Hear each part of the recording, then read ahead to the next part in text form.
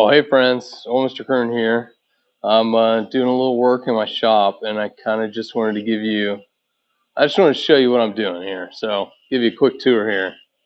So we're working on this addition. It's just like a 15 by 34 addition, and the main reason that I'm putting this on is so I can move my sander and my surfacer so I have a little bit more space. That's kind of the big goal.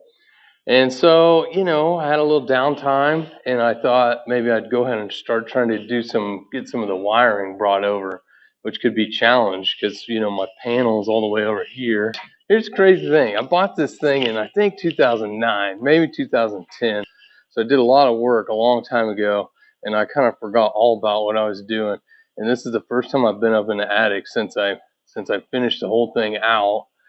And gosh, I did such a great job up there. I just thought I'd show you. So right now, my power coming to my sander, comes from there and then down. And so what I need to do is I need to get a wire from that all the way over to the addition, because I figured it'd be way easier to do that than actually to try and get it back down to the box. So I just have a junction box up there. So I ran what do you call it? Like a fish stick, I think. I shoved it through there. Now I put some tape some twine to it, and I'm gonna pull that through and then tuck it through on the other side. But I just want to show you this attic job I did way back when. So it's got blown in insulation, and it is pretty well insulated. Oh, I hit my head.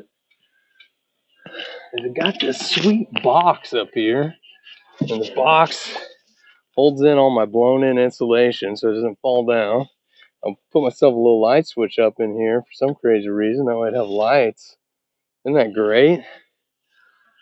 Okay, now get ready. Well, I don't know if you can see it. Look over. Can you see right over there? Yeah, there it is. I ran 2 extra circuits. They're just dead circuits. I got a 30 amp 220, and then I got a 20 amp up there just in case I ever wanted to add something in. I'd just be able to wire right into it. So I'll be able to run my additions down on that side. I'll be able to run something up there and tie that in without even having to go to the box. But you can see up here, here's my fish stick where I poked it up through that other outlet. And I'll pull that up. Just pull that up. Here I am pulling it up. And there's that piece of twine connected to it. And then what I'm going to try and do is just go ahead and tuck it back down on that side. And if I can't do that, I'll disconnect my twine and then poke it up from that side back this way, and then reconnect it. That way I'll be able to pull my wire through. Anyway, I hadn't been up here in so long. And here's another thing I'm going to show you. I built a big solid door that's insulated.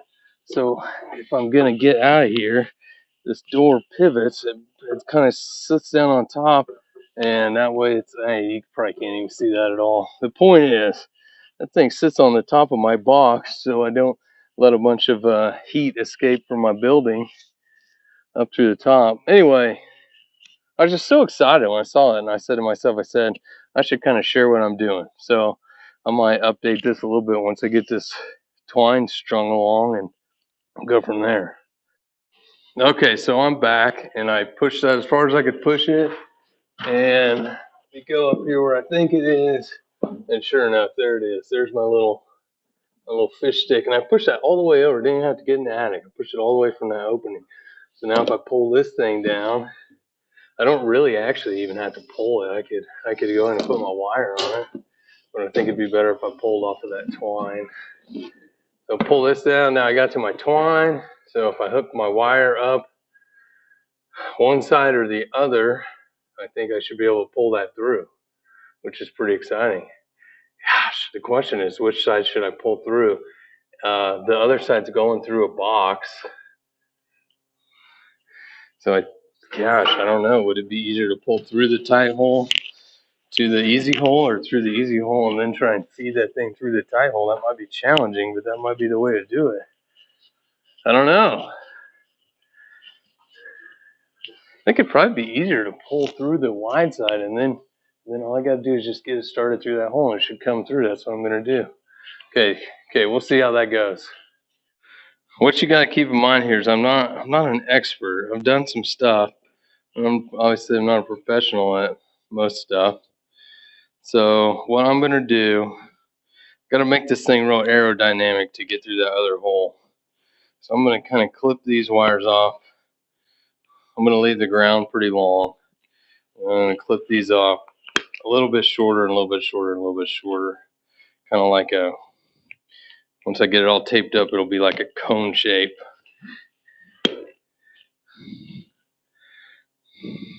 I don't even know where this wire came from. I pulled it out of something a long time ago, and it just happened to be what I need. It works out pretty good. Okay, so I'm going to leave the ground long. I'm going to take the ground. I'm going to bend that over, fold it over, and kind of make a little loop to get this thing all tied together, so hopefully it won't slip out when I'm pulling it. So I'm smashing. I don't even know if you can see any of this. Smash that baby down and go ahead and tie this one in a knot.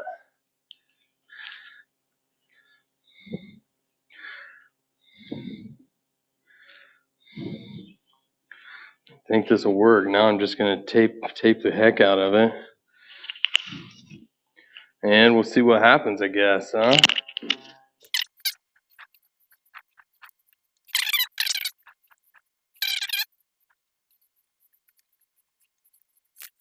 It'd be really handy if I had two people. One guy to kind of push this wire up and then I pull, or vice versa, but I don't. So this might take a couple trips up and down the ladder, but I bet we'll get it.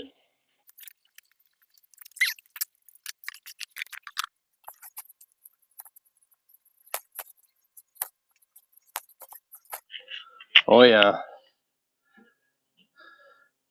There's my wire. So I'm going to get it as close as I can to the hole, and then I won't have to pull so much, or it's a little bit more difficult.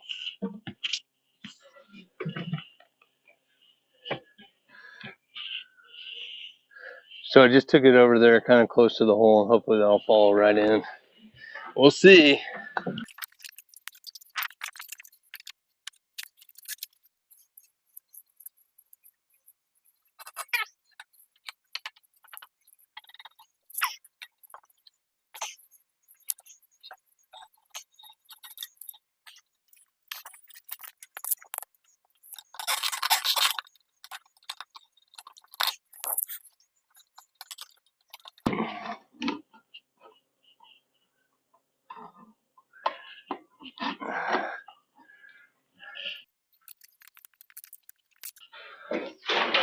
There it is. Luckily, this cord was just going to be about perfect. So I'll bring it over, put a box in, that'll drop down to the same. I am probably just going to repeat the same thing with those two extra circuits that I have up here.